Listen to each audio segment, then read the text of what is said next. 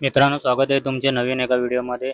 आज आपण आलो आहोत दादरमध्ये शिवाजी पार्क येथे डॉक्टर बाबासाहेब आंबेडकर यांच्या 135व्या जयंतीनिमित्त भव्य असा ड्रोन शो होणार आहे आणि विविध प्रकारचे कार्यक्रम सुद्धा होणार आहेत।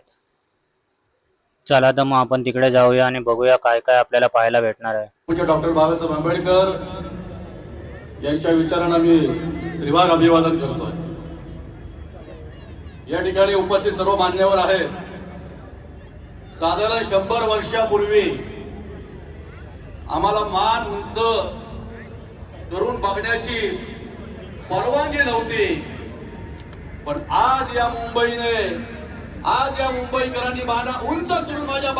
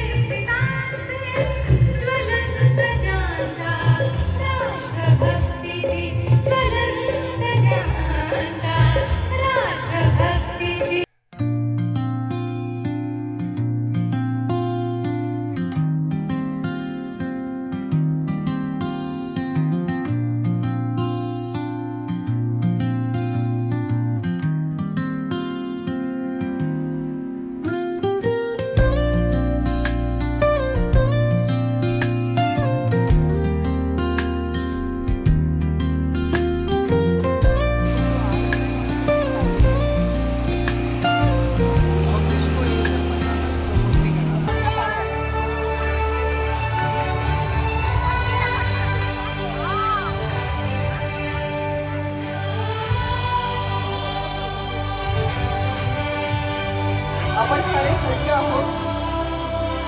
आकाशामध्ये आज चमकणाऱ्या ताऱ्यांऐवजी भारतरत्न महामानव विश्वभूषण डॉक्टर बाबासाहेब आंबेडकर यांच्या विचारांचे तारे या ड्रोनच्या रूपाने चमकत आहेत। अनेक विक्रम ज्यांनी साकार केले, ज्यांच्या पदव्या लिहायला कदाचित कागद अपुरा पडेल इतकं बुद्धिमान असं व्यक्तिमत्व, पहिले भारतीय ज्यांनी परदेशामध्ये जाऊन अर्थशास्त्रामध्ये PhD ही सर्वोच्च पदवी संपादन केली, भारताचे पहिले कायदे मंत्री, मजूर मंत्री, सगळ्यांना समान हक्क मिळावा यासाठी संविधानामध्ये सामाजिक न्याय, समता आणि बंधुता यांचं दृढ असं अधिष्ठान देणारे भारतीय राज्यघटनेचे शिल्पकार महामानव डॉक्टर बाबासाहेब आंबेडकर यांचं हे 135वं जयंती वर्ष, हे जयंती वर्ष एक प्रेरणादायी वर्ष असावं यातून साकार झालेला हा सोहळा। सीमारेषांची चौकट नाही तर ती असंख्य भाषा, विविध धर्म आणि जाती जमातींच्या गुंतागुंतीतून आकार घेतलेली आणि संस्कृतींच्या अखंड प्रवाहाने समृद्ध झालेली एक दिव्य जिवंत चेतना आहे। या विविधतेच्या विराट सागरातही एकात्मतेची अखंड ज्योत तेवत ठेवणारे जे अमृत आहे ते म्हणजे भारतीय संविधान। या संविधानाचे शिल्पकार म्हणजे डॉक्टर बाबासाहेब आंबेडकर, एक असा महामानव ज्यांच्या विचारांची उंची हिमालया एवढी भव्य, ज्यांच्या संघर्षाची गाथा समुद्र एवढी अथांग आणि ज्यांच्या कार्याची किमया आकाशा एवढी व्यापक आहे।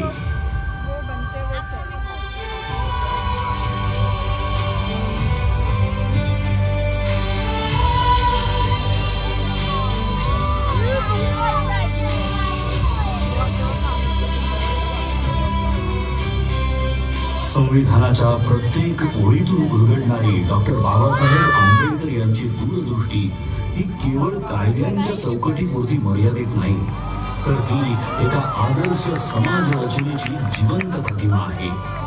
न्याय, स्वातंत्र्य, समता आणि बंधुत्व या मूल्यांच्या आधारावर त्यांनी असा भारत घडवण्याचा ध्यास घेतला जिथे प्रत्येक नागरिकाला आपलं अस्तित्व अभिमानाने जगता येईल. त्यांनी केवळ संविधानाची रचना केली नाही, तर एक असा भारत निर्माण केला जो प्रगत, न्यायप्रिय आणि समताधिष्ठित असेल आणि जिथे आधुनिक भारताची बीजे पेरली जातील. ज्या महामानवाने देशाच्या उज्ज्वल भविष्याची भक्कम पायाभरणी केली त्या डॉक्टर बाबासाहेब आंबेडकर यांचं बालपण मात्र अत्यंत कठीण, वेदनांनी आणि अपमानाने भरलेलं होतं. अस्पृश्यतेच्या काळोख्या सावटाखाली त्यांना शाळेत वेगळं बसवलं जाईल. पाण्याच्या एका थेंबासाठीही त्यांना वंचित ठेवलं जाईल. परंतु या सगळ्या अन्यायाच्या जखमांमध्येही त्यांच्या अंतःकरणात परिवर्तनाची तेजस्वी ज्वाला धगधगत होती. त्यांना ज्ञात झालं होतं की शिक्षण हेच ते शस्त्र आहे जे अज्ञानाच्या अंधाराला चिरून टाकतं आणि माणसाला स्वाभिमानाने जगण्याची ताकद देतं. त्या जिद्दीच्या जोरावर ज्ञानाचा अखंड प्रवास सुरू झाला. मुंबईच्या शाळांपासून ते कोलंबिया युनिव्हर्सिटी, ग्रेस इन आणि लंडन स्कूल ऑफ इकॉनॉमिक्स या जागतिक दर्जाच्या संस्थांपर्यंत त्यांनी डबल डॉक्टरेट आणि बॅरिस्टर ॲट लॉ या उच्चतम पदव्या संपादन करून ज्ञानाच्या आकाशाला गवसणी घातली.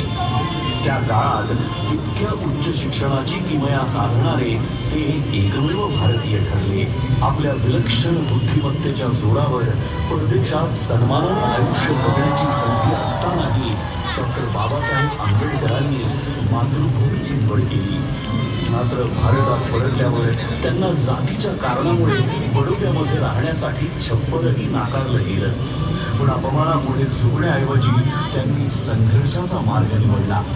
त्यांच्या कार्याची दखल घेत छत्रपती शाहू महाराजांनी 1920 साली त्यांना नव्या युगाचा नेता म्हणून गौरवलं आणि तिथूनच सामाजिक क्रांतीची नवी पहाट सुरू झाली. 1927 साली घडलेला महाड सत्याग्रह हा केवळ पाणी पिण्याचा हक्क मिळवण्यासाठीचा लढा नव्हता, तर तो मानवी स्वाभिमानासाठी उभारलेला पहिला महान संग्राम होता.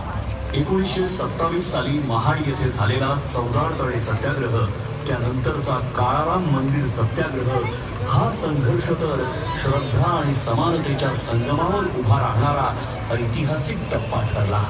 हा केवळ पाण्याच्या हक्कासाठी नव्हता, तर मानवी स्वाभिमान, समानता आणि सामाजिक न्यायासाठी उभारलेला पहिला महान सामाजिक संग्राम होता. 1930 ते 1932 या कालखंडात डॉक्टर बाबासाहेब आंबेडकर यांनी गोलमेज परिषदेमध्ये सहभाग घेत वंचित, पीडित आणि शोषित समाजाचा आवाज जागतिक स्तरावर पोहोचवला.